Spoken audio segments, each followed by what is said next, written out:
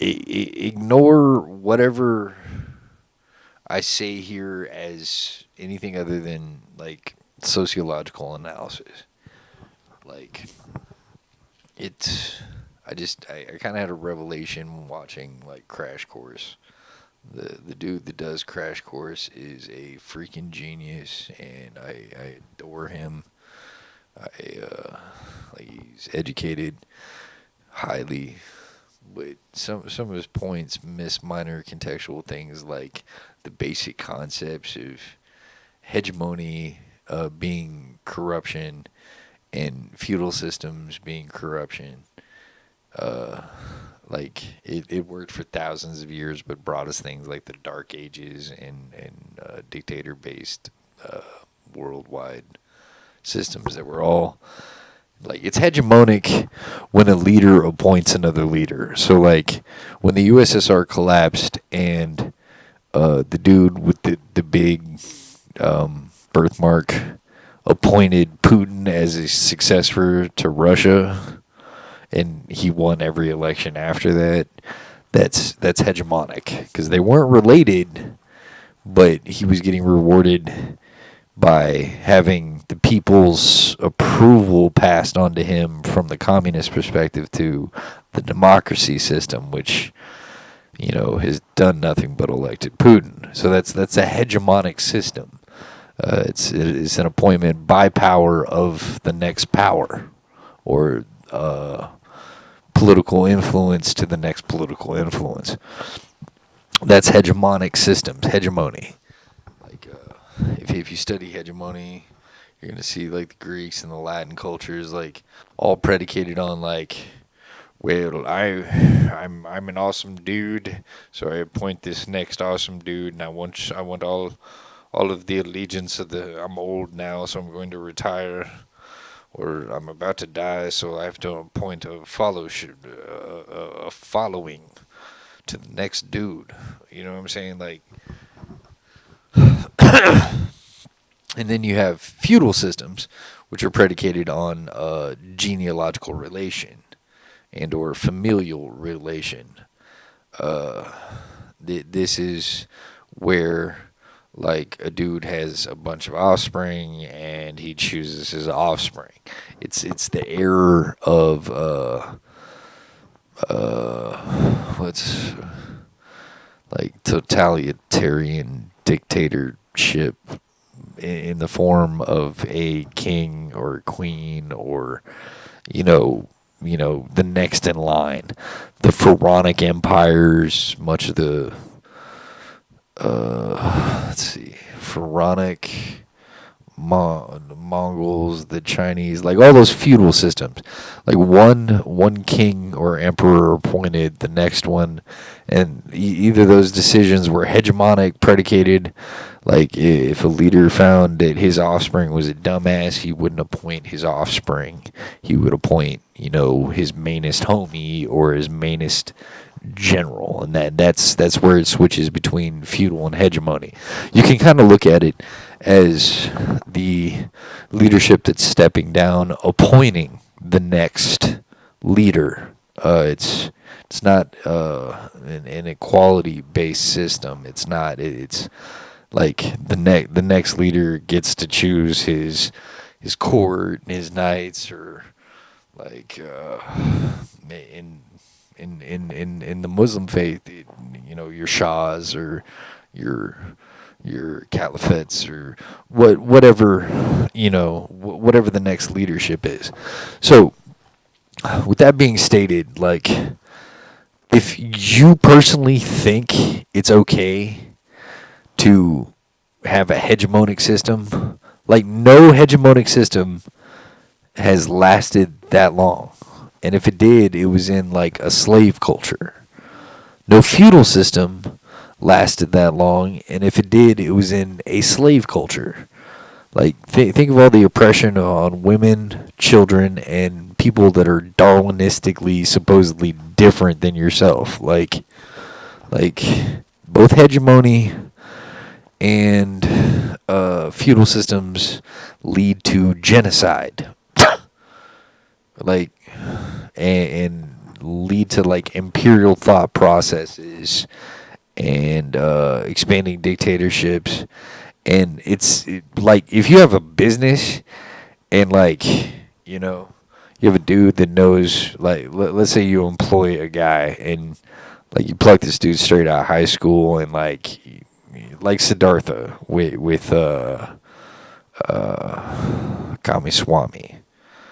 Like Kamiswamy, like, you know, everybody around him was just like a dude, and it turns out like Siddhartha came to Kamiswamy, you know, through some sort of hegemonic relation system in Hindu well, at the beginning of Hindu Buddhist systems. But like Siddhartha comes into play, and Siddhartha's a game changer because he's out there, you know, teaching Kamiswamy New Age business tactics, even though that he's not related to Kamiswamy. Like, you know, he's got a vested interest, but like he's kind of whimsical, and he just, you know, upgrades Kamiswamy's game, expands Kamiswamy's financial, you know, empire.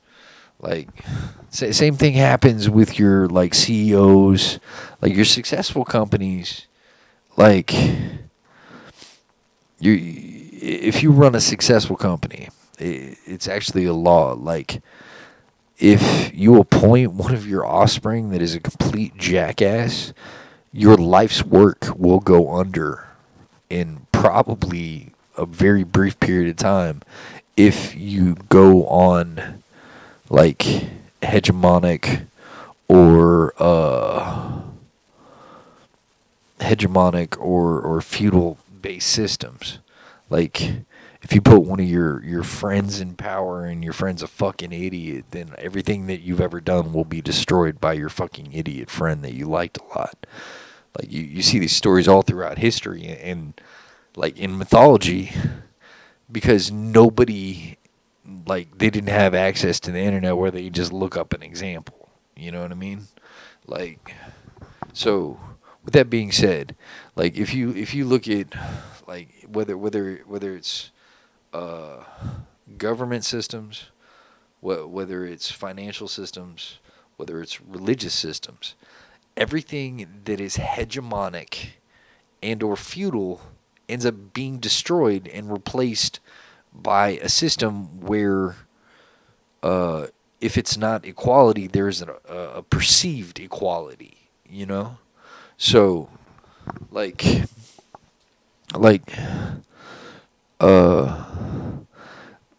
if you read, like, the Torah, or you're a Christian, and you read the New Testament, or you're Muslim, right?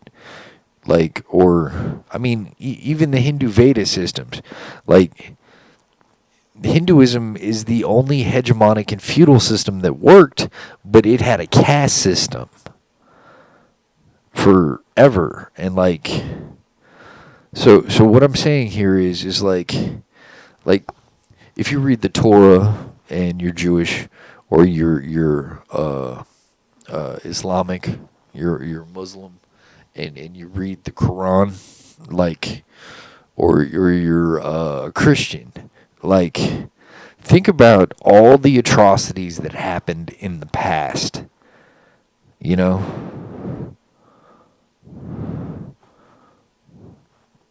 Like, serious. Think about all the atrocities that happened in the past. And like for instance, in the Jewish faith, it was already a democracy, but the people wanted to be like the people around them. So Saul, the prophet at the time, I believe it was King Saul. I'm getting my story mixed up. Like the priest appointed a king, and the first king was Saul, and Saul was not a good king. And then, you know, David steps up on the battlefield, knocks down Goliath, and they defeat the Philistines, right? And then David becomes king, and then Solomon becomes king. But a lot of people don't look in the context of the Ten Commandments through the Tanakh, the Nevi'im, and the Kevitham. I don't know if I pronounced those correctly. I should. I have a doctorate in theology. I should know this shit, but like it's a learning process, and it's not shit. I'm just saying I should know more details, but I've been slacking on my studies. So, like, they appoint a king, and nothing but bad things happen because the system then becomes feudal. Like they become, like in this way, they become like the Philistines. They become like the Babylonians. They become like the Egyptians, and God is displeased by this. God, like, uh, like Christianity. Christianity is a beautiful religion. The Hebrew faith is a beautiful religion. The Muslim faith is a beautiful religion.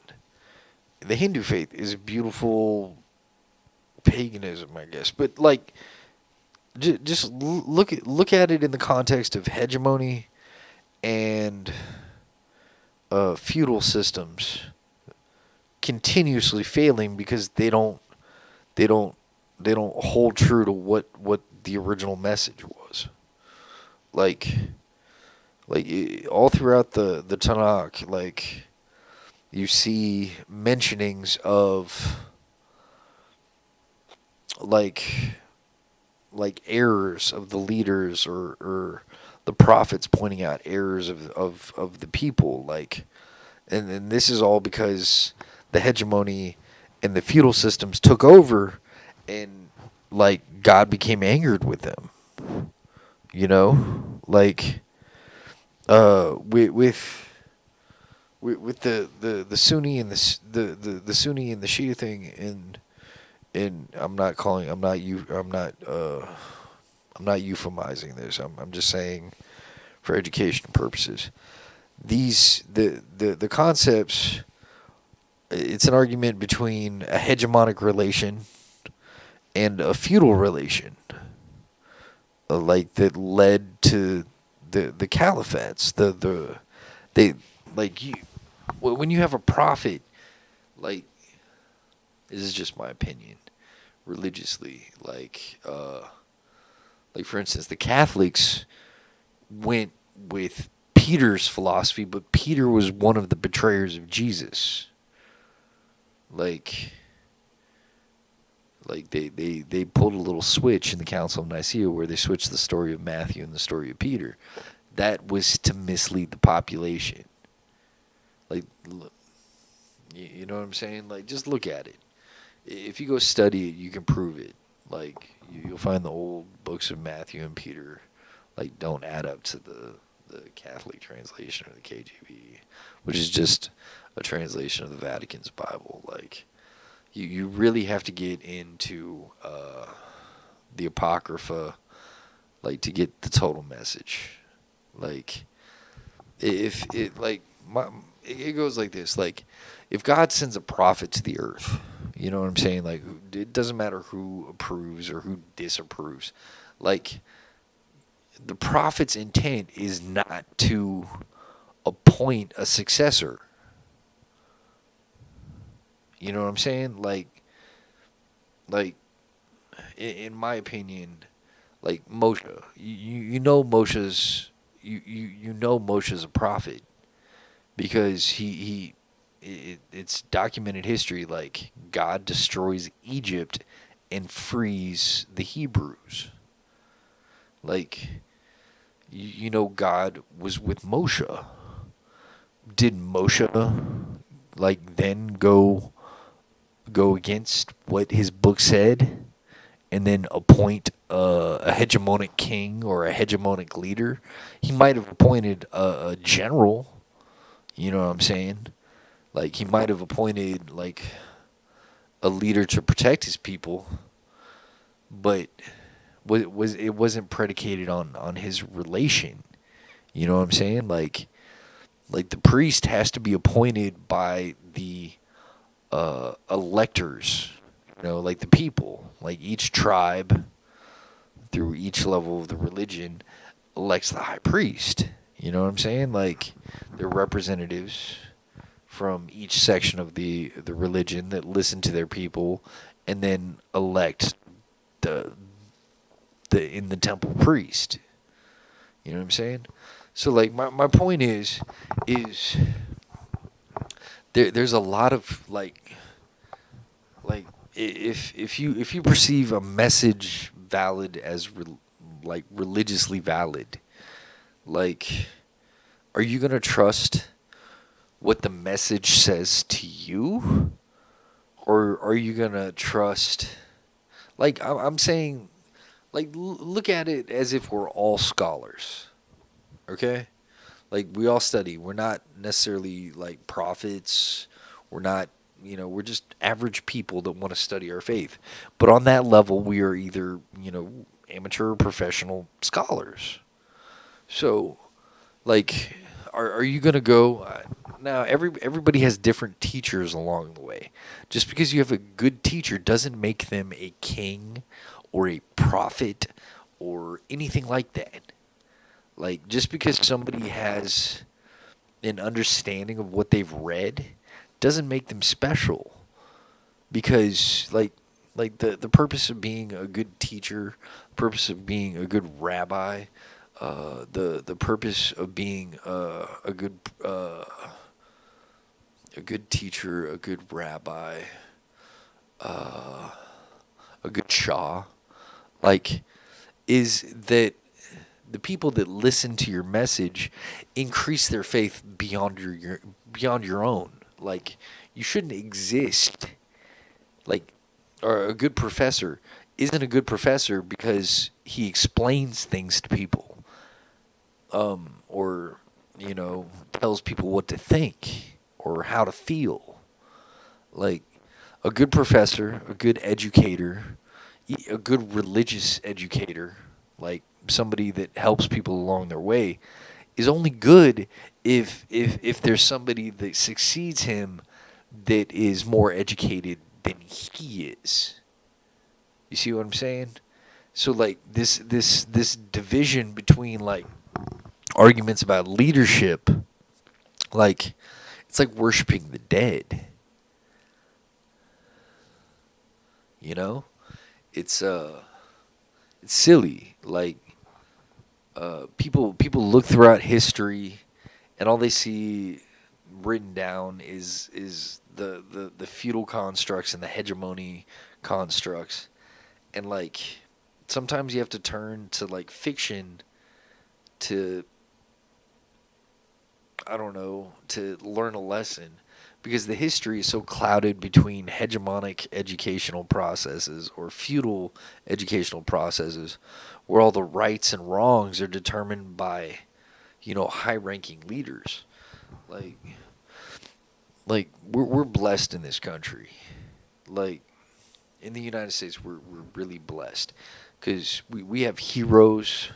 We have heroes that have survived, and we have heroes that have been struck down.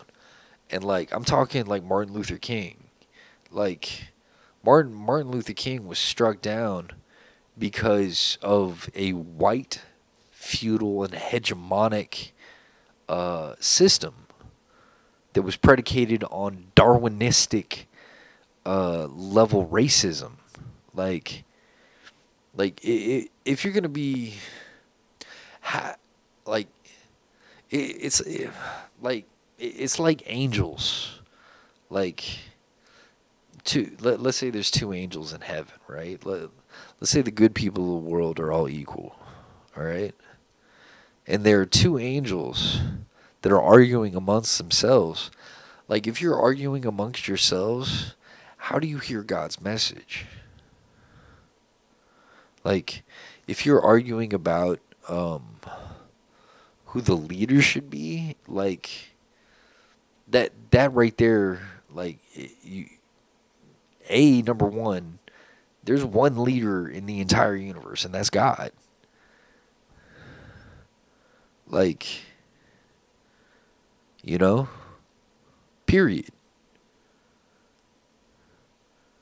Like, if you're arguing amongst yourselves about, like, who a leader or who a dictator or who, like,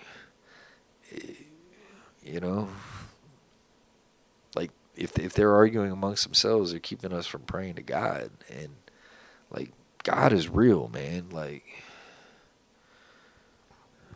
Just remember, like those conflicts between one another doesn't mean you should go murder your neighbor, you know?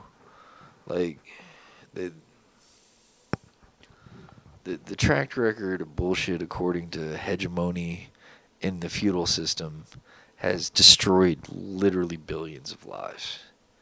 Like just look at the message, man. Like whether you're looking at a Torah, a Tanakh, a Bible, a Quran, the Tibetan Book of the Dead, like whatever you're looking at, like realize that God, not everybody had the benefit of an education that they come to when they're old wise men. You know, that's why they're old wise men. But if these old wise men are telling you to hate somebody, then they're not that wise. If these old wise men are saying, "Well, I'm the best of a generation," and somebody does not surpass them, then they're not that wise, are they? Like, you know what I mean? Just like I don't know. Like spending time arguing about like what the correct lineage is for a hegemonic or feudal system is just complete bullshit. Because like God hears all of our prayers.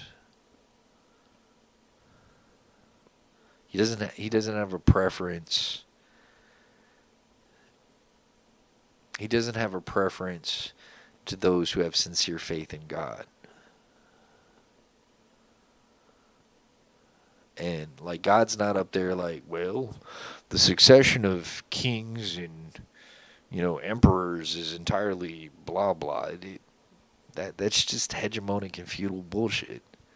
Like God is sitting there telling us to pray, and like this hegemonic and feudal system doesn't help us. Like those we should let people that wanna teach us and teach us more than they know. You know what I mean? Like I don't know. That makes sense to me. So like I think a lot of religious messages get corrupted when they talk about like feudal rights and hegemonic rights and all that stuff's passe, man. Like men and women should be equal. Old men and children should be equal. Like, granted, the kids probably need a little more care, uh, and I don't know, but the elders need care too. And while people are arguing about which dictator, which emperor, which king is correct in accordance to explaining things, like how can people argue with a personal relationship to God? We're all descendants of Adam and Eve. We're all descendants of Noah, Ham, Shem, and Japheth, and their individual wives. Like I mean, like I'm just, I don't know. I think it's worth considering. So, God bless you guys, and ladies, men, women, and children. Y'all have a wonderful day.